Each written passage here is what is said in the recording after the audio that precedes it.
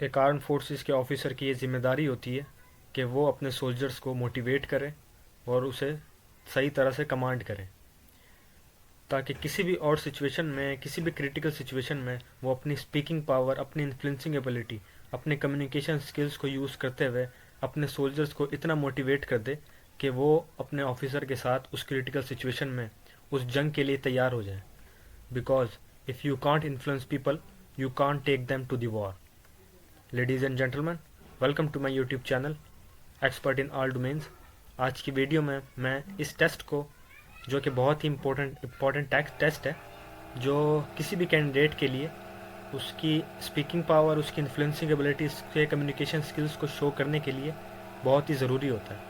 और इस टेस्ट का नाम है पब्लिक स्पीकिंग टास्क, जिसको आप लेक्चरेट भी कहते हैं। ये टेस्ट जीटीओ के फर्स्ट डे पर, जीटीओ का फर्स्ट टेस्ट होता है ये, जिसमें हर कैंडिडेट की एक इंडिविजुअल अपीयरेंस होती है। उसको 3 to 5 मिनट्स दिए जाते हैं अपने टॉपिक से रिलेटेड अपने पॉइंट्स को एक्सप्रेस करने के लिए, वो अपने पूरे ग्रुप के सामने। अब इस टेस्ट को मैं क्यों इतना इम्पोर्टेंट समझता हूँ, क्योंकि यह हर कैंडिडेट की इंडिविजुअल अपीयरेंस होती है इस टेस्ट में। इसके अलावा आप जितने भी टेस्ट देखें जीटीओ के या डिप्टी के, तो उसमें आप as a group, as a team perform करते हैं। चाहे वो प्रोग्रेसिव ग्रुप टास्क हो, चाहे वो कमांड टास्क हो, चाहे वो ग्रुप डिस्कशन हो, मिलिट्री प्लानिंग हो, जितने भी टेस्ट हैं उसमें आप as a group, as a team perform करते हैं। लेकिन ये वाहिद वो टेस्ट है जिसमें आपको अपनी काबिलियत दिखाने के लिए एक मौका मिलता है आपको। तो इसलिए मैं इस टेस्ट को बहुत इंपॉर्टेंट समझता हूँ। ये जीटीओ के फर्स्ट डे पर होता है टेस्ट। साइक का डे जब कंप्लीट होने वाला होता है तो शाम को आपको बता दिया जाता है कि आपके ग्रुप्स बना दिए जाते हैं, आपके ग्रुप्स का नेम बता दिया जाता है, आपको चेस नंबर दे दिए जाते हैं। तो नेक्स्ट डे जब जीटीओ का फर्स्ट डे होता है तो आपका जो भी हॉल है, जिना हॉल, जौहर हॉल, सेंटर के मुताबिक, तो आप उस जगह पर पहुंच जाते हैं, रिपोर्ट करते हैं आप, और फिर अपने जीटीओज़ का वेट करते हैं। फिर जीटीओज़ आपको अपने ग्रुप को अपने हिसाब से, जो भी आपका ग्रुप होता है वो आपको अपने रूम्स में लेके जाता है जहाँ पर इंडोर टास्क होते हैं। लेडीज़ एंड जेंटलमैन, ये टेस्ट स्टार्ट होने से पहले जब जीटीओ आपको अपने रूम्स में लेके जाता है तो आपका वो एक बहुत छोटा सा इंट्रोडक्शन लेता है वो हर कैंडिडेट का। सबसे पहले वो ये पूछता है कि आपके ग्रुप का नेम क्या है, तो आप उन्हें नेम बताते हो। और उसका नेक्स्ट क्वेश्चन होता है जीटीओ का कि आपके ग्रुप का जो नेम है ना, फॉर एग्जांपल आपके ग्रुप का नेम क्यू है, तो वो पूछेगा आपसे कि कोई क्यू से कोई एक अच्छा सा वर्ड बताएं आप। तो कैंडिडेट्स अपना हैंड रेस करते हैं, तो फिर वो एक एक वर्ड सबसे पूछता है। देन एक छोटा सा वो एक इंटरव्यू लेता है आपका, जिसमें आपका नेम, आप कहाँ से बिलोंग करते हो, आपकी हॉबी, और आप आजकल क्या कर रहे हो। ये 4 चीज़ें होती हैं जो वो उस इंटरव्यू में कहता है कि आपने ये सिर्फ 4 चीज़ें बतानी हैं। और इसमें भी बहुत से कैंडिडेट्स प्रेशर में आकर नर्वस हो जाते हैं और इन 4 चीज़ों के अलावा या कोई चीज़ स्किप कर देते हैं या फिर कुछ और बताना स्टार्ट कर देते हैं। तो यहाँ पे भी एक बड़ी प्रेशराइज सिचुएशन होती है जिसमें अपने आप को अपने काम रखना है। मैं फिर से रिपीट कर देता हूँ जीटीओ क्या क्या पूछते हैं इंटरव्यू में। आपका नेम, आप कहाँ से बिलोंग करते हैं, देन आपकी हॉबी, और फोर्थ है आप मतलब आजकल क्या कर रहे हैं आप। तो ये 4 चीज़ होती हैं इंटरव्यू में जो जीटीओ पूछता है। देन जब ये कंप्लीट हो जाता है इंटरव्यू आपका, तो वो फिर आपको स्क्रीन पर कुछ गाइडलाइंस दिखाते हैं जो आपके उस दिन टेस्ट होने होते हैं। उस टेस्ट से रिलेटेड जितनी भी गाइडलाइंस होती हैं वो आपको स्क्रीन पर दिखाई जाती हैं। तो मैंने सिर्फ वो गाइडलाइंस यहाँ पे दिखाई हैं आपको जो सिर्फ पब्लिक स्पीकिंग टास्क से रिलेटेड है। ये गाइडलाइंस भी आपको वहाँ पे दिखाई जाएंगी। तो इन गाइडलाइन में बताया जाता है कि आज आपके कौन कौन से टेस्ट होंगे। फिर जब पब्लिक स्पीकिंग टास्क के बारे में बताया जाता है स्क्रीन पर, तो ये गाइडलाइन शो होती हैं। Gentleman, 2 topics will be given to you for lecturette, you have to select 1 topic. GTO जो है आपको 2 टॉपिक्स देता है हर कैंडिडेट को बुलाकर, वो आपको 2 टॉपिक्स देता है और उस कैंडिडेट की मर्जी होती है कि वो कौन सा टॉपिक सेलेक्ट करे लेक्चरेट के लिए, पब्लिक स्पीकिंग टास्क के लिए। तो जब वो टॉपिक सेलेक्ट कर लेता है तो जीटीओ जो है उस कैंडिडेट को रूम से बाहर भेज देता है। जब वो रूम से बाहर भेजता है, देन वो जीटीओ जो है आपसे पूछता है, एक और क्वेश्चन आता है जीटीओ का। जीटीओ आपसे पूछता है कि आजकल मुल्क में क्या चल रहा है, कोई news, what's happening in the world, in Pakistan. तो एक मतलब करंट अफेयर से रिलेटेड ये क्वेश्चन होता है कि आजकल क्या चल रहा है मुल्क में। तो सारे कैंडिडेट्स बताते हैं जो भी उनके माइंड में न्यूज़ होती है, जो भी वो प्रिपेयर करके आते हैं अपनी नॉलेज के मुताबिक। तो 1-2 मिनट होते हैं सिर्फ इसमें। ये न्यूज़ सुनने के बाद जीटीओ एक और कैंडिडेट को खड़ा करता है वो कैंडिडेट जीटीओ के पास आता है, जीटीओ उसको भी 2 टॉपिक्स देता है। वो कैंडिडेट अपनी मर्ज़ी से एक टॉपिक सिलेक्ट करता है, जीटीओ को बताता है कि मैंने ये टॉपिक सिलेक्ट किया। फिर वो जीटीओ दूसरे कैंडिडेट को बाहर भेजता है, जो बाहर वाला कैंडिडेट होता है वो उस कैंडिडेट को अंदर भेज देता है, फर्स्ट कैंडिडेट जो पहले बाहर गया होता है। तो इसी तरह ये कंप्लीट साइकिल चलता रहता है जब तक ये पब्लिक स्पीकिंग टास्क ख़त्म नहीं हो जाता। तो जो फर्स्ट कैंडिडेट होता है रूम में आता है और फिर वो लेक्चरेट देना स्टार्ट करता है। द नेक्स्ट गाइडलाइन है don't repeat the name of topic when you start delivering the lecturette. ये भी गाइडलाइन होती है कि आपने ना अपने टॉपिक का नेम रिपीट नहीं करना। जब आपने जीटीओ को आपने बता दिया कि मैंने इस टॉपिक पर लेक्चरेट देना है, तो आपने रूम में आकर कैंडिडेट को ये नहीं बताना कि मैं इस टॉपिक पर लेक्चरेट दूंगा। टॉपिक का नेम रिपीट नहीं करना, ये बहुत ही इंपॉर्टेंट होती है। इसमें भी आपके प्रेशराइज, आपकी स्ट्रेस, नर्वसनेस शो हो जाती है सबको। और एक ग्रुप में 2 या 3 कैंडिडेट ज़रूर ऐसे होते हैं जो ये गलती करते हैं, आके अपने टॉपिक का नेम रिपीट करते हैं। तो आपने इस चीज़ का बहुत ज़्यादा ख्याल रखना है। दैन तीसरी चीज़ है 3 to 5 minutes will be given for each candidate for delivering your points. You can speak in favor or against the topic. 3 से 5 मिनट सिर्फ दिए जाते हैं हर कैंडिडेट के लिए कि वो अपने पॉइंट्स को डिलीवर करे कैंडिडेट्स के सामने। And you can speak in favour और अगेंस्ट टॉपिक। आप टॉपिक के हक में भी बात कर सकते हैं और टॉपिक के अगेंस्ट भी बात कर सकते हैं, ये भी गाइडलाइन होती है। लेकिन ये 3 to 5 मिनट्स जो है टाइम दिया जाता है इस टॉपिक के लिए, लेकिन ये भी जीटीओ पे डिपेंड करता है। अगर जीटीओ टाइम बढ़ा सकता है तो वो बढ़ा देता है। अगर कोई कैंडिडेट चुप हो जाता है बोलते बोलते या टॉपिक को कंप्लीट कर लेता है, तो जीटीओ उसको टाइम भी दे सकता है कि आप कैरी ऑन करें, एक्स्ट्रा टाइम भी दे देता है उस कैंडिडेट को आपका। और कभी कभी ऐसा होता है कि किसी कैंडिडेट थोड़ा सा ही वो बोलता है, बोलना स्टार्ट करता है, अभी 30 to 40 सेकेंड्स ही होते हैं, उस कैंडिडेट को जीटीओ बिठा देता है। अब इस कंडीशन में क्या होता है, जीटीओ जो चेक करना चाह रहा होता है ना, वो उस टाइम में वो चेक कर लेता है। देन फोर्थ है don't show the hand gestures, you can also use white board. अच्छा, ये जो गाइडलाइन है ना हैंड जेस्चर शो करने वाली, ये कराची में तो है। कराची में ये गाइडलाइन, कराची के सेंटर में ये गाइडलाइन दिखाई गई थी पब्लिक स्पीकिंग टास्क के दौरान कि आपने हैंड जेस्चर शो नहीं करनी। बट कोयटा सेंटर में ये दिखाई नहीं गई थी पब्लिक स्पीकिंग टास्क में ये गाइडलाइन कि आपने हैंड जेस्चर शो नहीं करनी। अब ये आपका एक्सपीरियंस पे डिपेंड करता है, आपको ये गाइडलाइन शो हुई है या नहीं हुई, मुझे कमेंट सेक्शन में बताइएगा। Then you can also use white board. आपके जहाँ कैंडिडेट आके खड़ा होता है, जीटीओ पोजीशन भी बता देता है कि किस जगह आपने आके खड़े होना है, जो जहाँ आपने लेक्चरेट देना है। तो वहाँ आप आके खड़े होते हो, आपके बिल्कुल पीछे एक वाइट बोर्ड होता है छोटा सा, और नीचे बोर्ड मार कर रखा होता है, तो आप वाइट बोर्ड भी यूज़ कर सकते हैं, ये भी गाइडलाइन में बताया जाता है। देन फिफ्थ है candidates can ask questions related to that topic. If any candidate want to ask any question he can just raise his hand. अब जो भी कैंडिडेट लेक्चर डिलीवर कर रहा होता है, तो दूसरे कैंडिडेट्स जो होते हैं जो उसको सुन रहे होते हैं, वो क्वेश्चंस पूछ सकते हैं उस कैंडिडेट से, ये भी परमिशन दी जाती है कैंडिडेट्स को। अब क्वेश्चन किस तरह पूछना है, जब वो टॉपिक कंप्लीट हो जाता है तो अपने हैंड रेस करना है। जो भी कैंडिडेट उस कैंडिडेट से क्वेश्चन पूछना चाहता है वो अपना जस्ट हैंड रेस करेगा और वो फिर क्वेश्चन पूछ लेता है। अब कैंडिडेट से नहीं पूछते, कभी कभी जीटीओ भी आपसे पूछता है कैंडिडेट क्वेश्चन, काफ़ी क्वेश्चन करता है काउंटर क्वेश्चन उस टॉपिक से रिलेटेड। अगर कोई बात जीटीओ को समझ नहीं आई या उसको काउंटर चेक करने के लिए काउंटर क्वेश्चन ज़रूर करता है वो जीटीओ। तो ये गाइडलाइंस थी पब्लिक स्पीकिंग टास्क से रिलेटेड जो आपको स्क्रीन पर दिखाई जाती है। अब इस टेस्ट में कौन कौन सी ऑफिसर लाइक क्वालिटीज़ चेक होती हैं वो मैं आपको बता देता हूँ। फर्स्ट है कम्युनिकेशन स्किल्स। ये बहुत ही इंपॉर्टेंट क्वालिटी जो मैंने आपको 14 क्वालिटीज़ में एक्सप्लेन कर दी थी डिटेल से, आप वीडियोस जाके देख सकते हैं, मेरी ISSB की प्लेलिस्ट में मौजूद है। तो कम्युनिकेशन स्किल्स चेक किए जाते हैं इस टेस्ट में, किस तरह आप अपने टॉपिक्स को एक्सप्रेस करते हैं। देन आर्टिकुलेशन स्किल्स, आपका लहजा, आपका बिहेवियर, आपकी टोन, आप किस अंदाज में उस टॉपिक को डिलीवर करते हैं कैंडिडेट्स के सामने। देन आपकी power of expression. Then organizing ability. अब ऑर्गेनाइजिंग एबिलिटी किस तरह चेक होती है, आपको बहुत कम टाइम दिया जाता है टॉपिक्स को प्रिपेयर करने के लिए। आप रूम से बाहर आते हो और कुछ कभी कभी ऐसा भी होता है कि आपके जो पहले वाला कैंडिडेट है ना, वो शायद इतना कॉम्पिटेंट ना हो, वो कुछ सेकंड ही बोल सके और चुप हो जाए, तो फिर आपकी बारी आ जाती है बहुत जल्द। तो आपको इस ऐसी सिचुएशन में और बहुत कम टाइम मिलता है, तो इस कम टाइम में अपनी इफेक्टिव इंटेलिजेंस, जी हाँ जी, इफेक्टिव इंटेलिजेंस भी यूज़ होती है।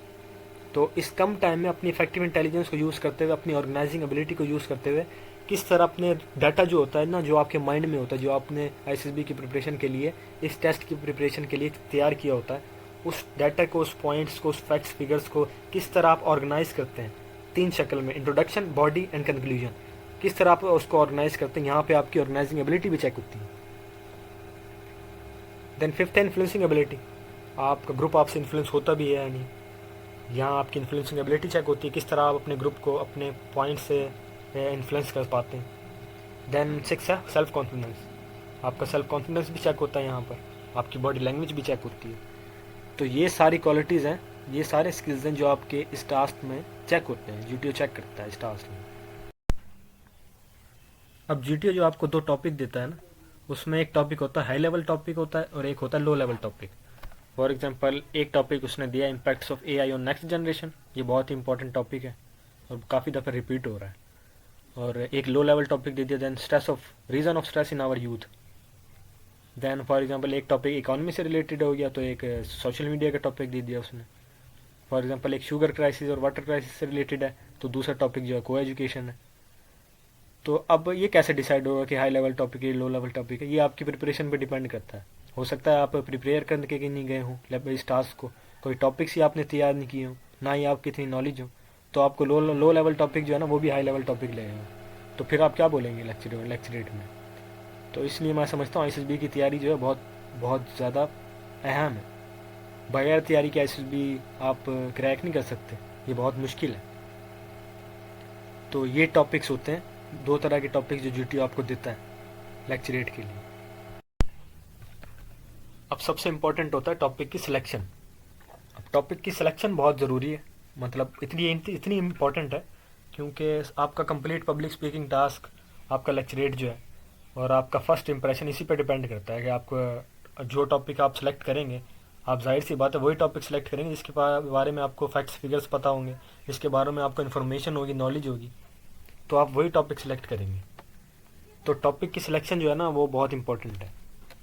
क्या आपने जो टॉपिक सेलेक्ट किया आपके पास उसके बारे में इन्फॉर्मेशन भी है, आपके फैक्ट्स फिगर्स हैं उसके टॉपिक से रिलेटेड, तो मतलब आपने वो टॉपिक्स, मेरी नज़र में मैं ये आपको एडवाइस करता हूँ कि आपने वो टॉपिक सेलेक्ट करना है जो करंट अफेयर से रिलेटेड हो, जो मतलब इकोनॉमी से रिलेटेड हो, जिसमें आप फैक्ट्स फिगर्स बता सकें, तो ऐसा टॉपिक सेलेक्ट करें।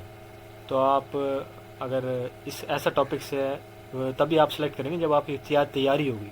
तो मैं तकरीबन 100 से 200 टॉपिक्स जो है ना लेक्चरेट के, वो मैं आपके साथ शेयर करूँगा और मैं गारंटी दूंगा कि वो उन्हीं टॉपिक में से कोई एक टॉपिक आएगा आपके लेक्चरेट के लिए भी और आपके ग्रुप डिस्कशन के लिए भी। तो अब मैं बताता हूँ टॉपिक की सिलेक्शन। अब आपने कोई एक टॉपिक सेलेक्ट कर लिया और रूम से आप बाहर आ गए, तो अब आपने वो सारा डाटा अपने माइंड में रखना है। वो बड़ी प्रेशराइज सिचुएशन होती है जब आप रूम से बाहर आके ना उस टॉपिक के बारे में सोच रहे होते हैं। तो आपने क्या क्या सोचना है, आपने फैक्ट्स फिगर्स, उस टॉपिक से रिलेटेड जितने भी फैक्ट्स एंड फिगर्स हैं, क्योंकि सिर्फ 3 मिनट का टाइम होता है आपके पास उस टॉपिक का डिटेल से आप एक्सप्लेन कर ही नहीं सकते, सिर्फ 3 मिनट का टाइम होता है आपको उस टॉपिक को एक्सप्लेन करने के लिए।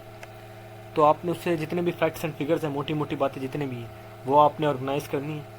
और never talk against the government policy, government की पॉलिसी के खिलाफ आपने कभी भी वहाँ पर बात नहीं करनी उस इदारे में, क्योंकि वो गवर्नमेंट का एक इदारा है और आपने गवर्नमेंट की पॉलिसी के खिलाफ अगर बात करना स्टार्ट कर दी है, तो फॉर एग्जांपल गवर्नमेंट की पॉलिसी क्या है, जैसा कि हमारी ये पॉलिसी कि इसराइल को जो है हमने एक्सेप्ट नहीं करना, और ऐसा कोई टॉपिक आता है आपको मिलता है ऐसा कोई टॉपिक और आपने वहाँ कहते हो कि हमें इसराइल को जो है एक्सेप्ट कर लेना चाहिए क्योंकि हमारी इकॉनमी को बहुत फ़ायदा होगा इससे और पाकिस्तान को बहुत फ़ायदा होगा। तो अब ये गवर्नमेंट पॉलिसी और उसके खिलाफ आपने बात कर दी है, तो ये जो है ना, फिर वो पता है क्या करेंगे सिलेक्टर्स। फॉर एग्जांपल डिप्टी है और इंटरव्यू में आपने ये कह दिया, तो डिप्टी ने कहना कि सर आप बिल्कुल ठीक कह रहे हैं लेकिन आप गलत जगह पे आ गए, आप यहाँ से उठें। फिर उन्होंने ये कहना है आपको, वो यही कहेंगे कि सर बिल्कुल ठीक कह रहे हैं आप लेकिन आप गलत जगह पे आ गए, इधर से उठें आप। तो मैं ये कहूँगा कि कभी भी गवर्नमेंट की पॉलिसी के खिलाफ आपने वहाँ पे बात नहीं करनी, चाहे जो भी टॉपिक है आपने उसको पॉजिटिव वे में लेके जाना है, पॉजिटिव बात करनी है आपने।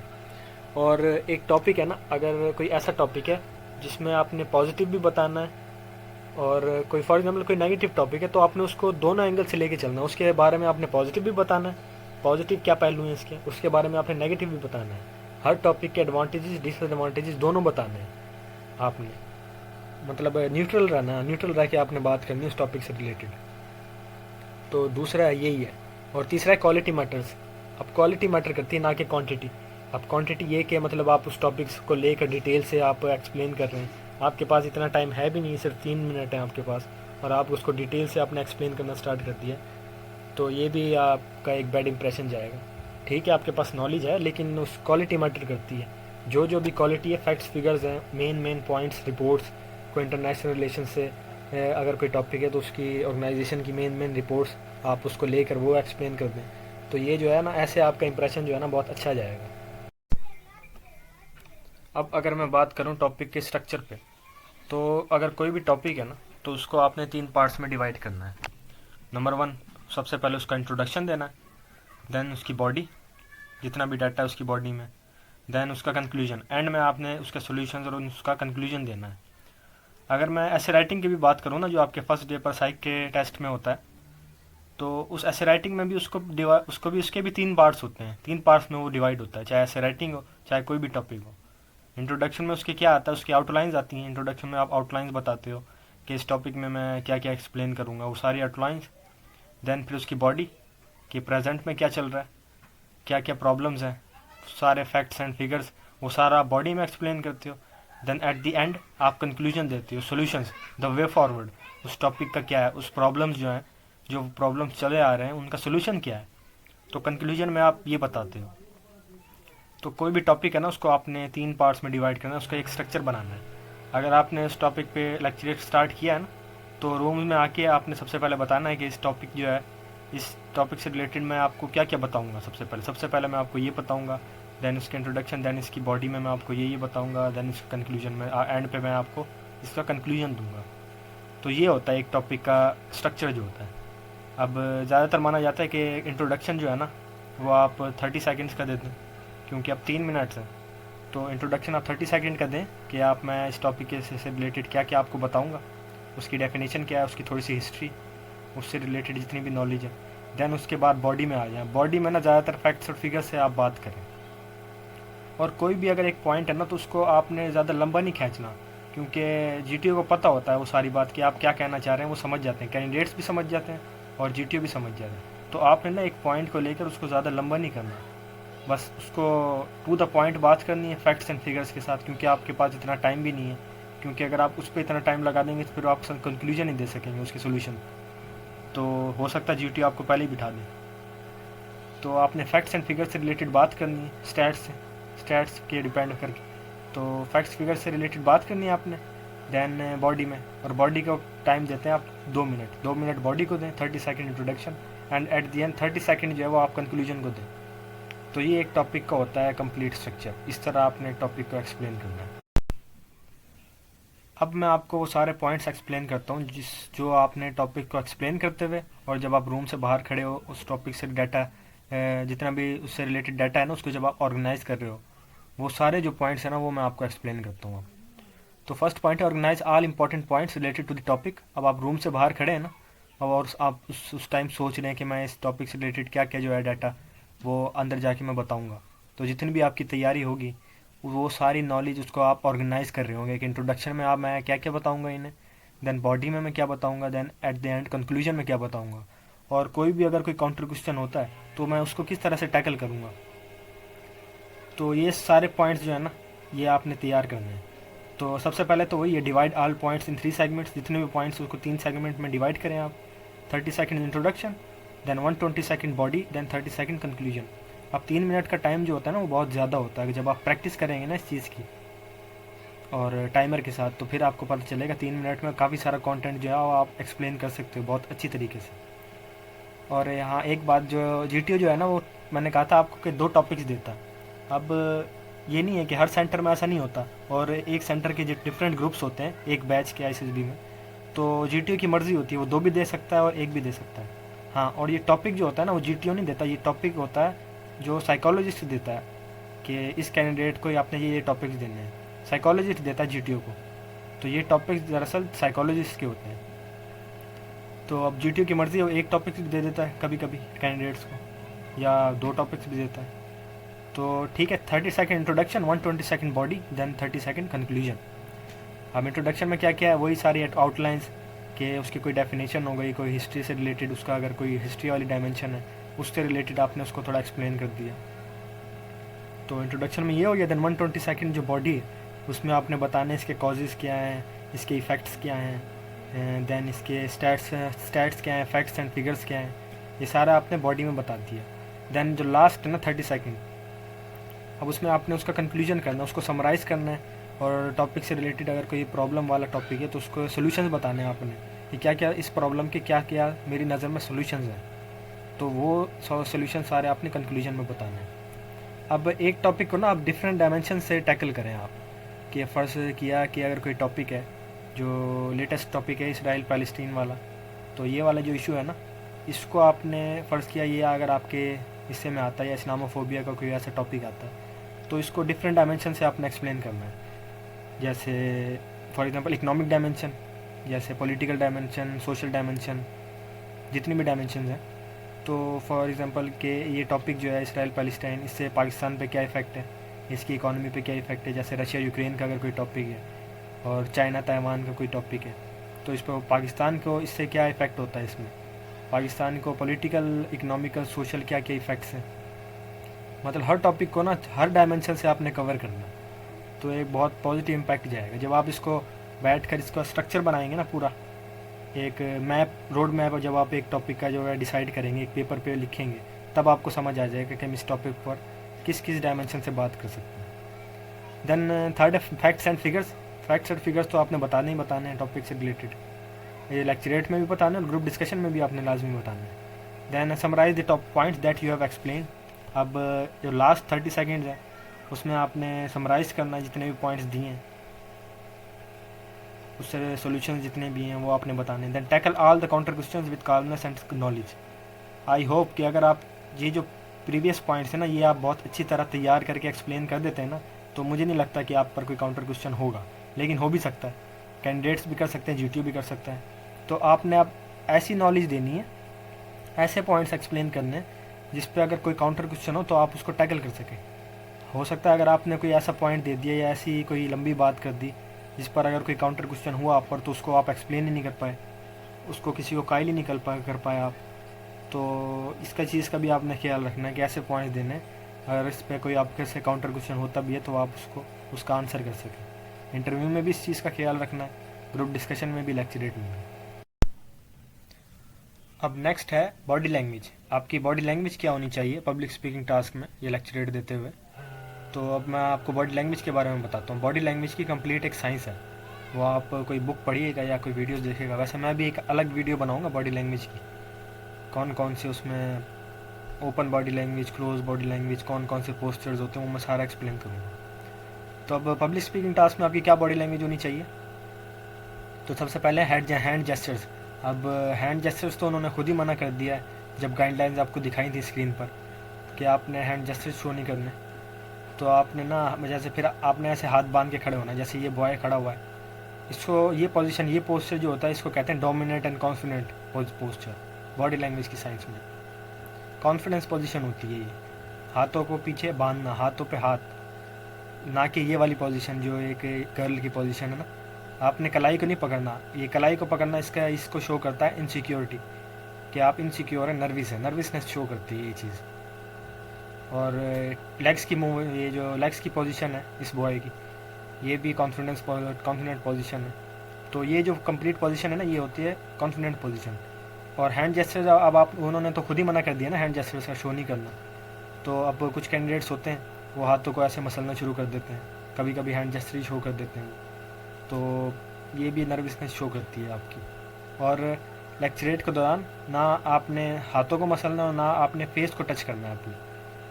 अगर कन्वर्सेशन के दौरान या किसी से आप कम्युनिकेट भी कर रहे हैं ना, तो भी आपने फेस को टच करना, ये नर्वसनेस शो करता है, ये शो करता है लैक ऑफ कॉन्फिडेंस, कन्वर्सेशन के दौरान भी और लेक्चरेट के दौरान भी। तो लेक्चरेट में आपने कभी भी ये गलती नहीं करनी कि आपने फेस को टच कर दिया, माथे पे हाथ लगाया, आइज़ पे, तो ये भी नर्वसनेस को शो करता है। देन आपकी आइज़ मूवमेंट। अब आइज़ मूवमेंट कैसे, आई कांटेक्ट रखना है आपने हर कैंडिडेट के साथ, ना कि जीटीओ के साथ। अब अगर आपने जीटीओ को देख लिया ना लेक्चरेट के दौरान, तो वो भी आपकी नर्वसनेस शो कर देगा। तो आपने हर कैंडिडेट की आइज़ में देखना, आई कांटेक्ट मेंटेन रखना है।